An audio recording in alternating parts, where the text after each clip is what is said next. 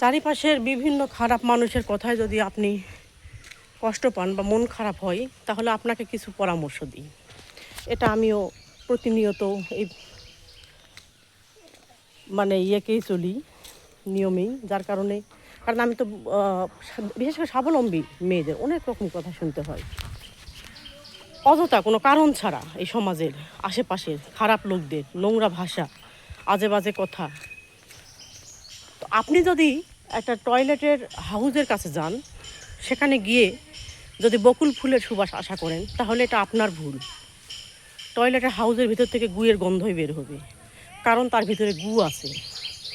সুতরাং বকুল ফুলের সুবাস সেখান থেকে বের হবে না। টয়লেটের হাউস তার নিজ ধর্মে, নিজ বৈশিষ্ট্যে আছে। আমরাই ভুলে গেছি যেটা টয়লেটের হাউস। আমরা আশা করি এখান থেকে যদি বকুল ফুলের একটু সুবাস বের হতো।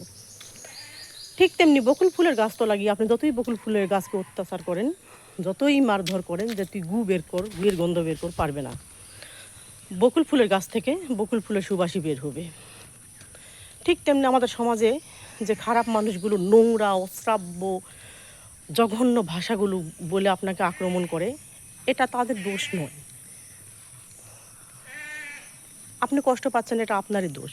মনে করুন না সে টয়লেটের হাউস, তার ভেতরে ওই নোংরা গুগুলোই আছে, তার ভেতর থেকে তো গুগুলোই বের হবে। তার ভেতর থেকে আপনার প্রতি ভালো ভাষা বা ভালো ব্যবহার বা কেন বের হবে? আপনি টয়লেটের হাউসের পাশ দিয়ে যখন যান, যদি ভাঙ্গাচুরা টয়লেটের হাউস থাকে, সেখানে পাশ দিয়ে আপনি হেঁটে গেলে আপনার টয়লেটের হাউসকে কোনো আক্রমণ করা লাগে না, এমনি আপনাকে গুয়ের গন্ধটা দিয়ে গা গুলিয়ে দেয়।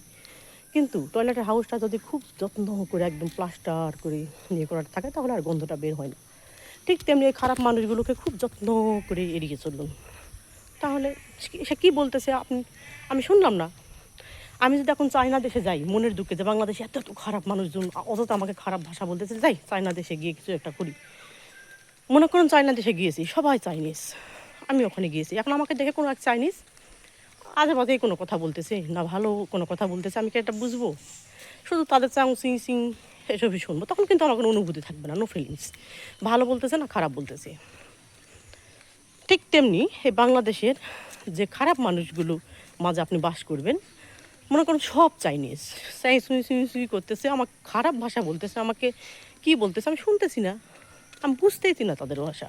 ওই যে বললাম না, খুব যত্ন করে প্লাস্টার করে দিন টয়লেটের হাউসটা, তাহলে আর গন্ধ বের হবে না। ঠিক তেমনি খুব যত্ন করে অ্যাভয়েড করতে হবে। ধরতে গেলেই গায়ে আরও গু মাখাবে। মন খারাপ হয়, হয়তো হবে, কিন্তু ধীরে ধীরে এটা মানতে পারলেই মুক্তি। বাসনা থাকা যাবে না, বাসনাতেই যত যাত না। এই যে আমাকে কেউ ভালো বলুক, আমাকে খারাপ, এটাও একটা বাসনা। বা ভালো নাই বলুক, আমাকে খারাপ বলছে কেন, এটাও একটা বাসনা।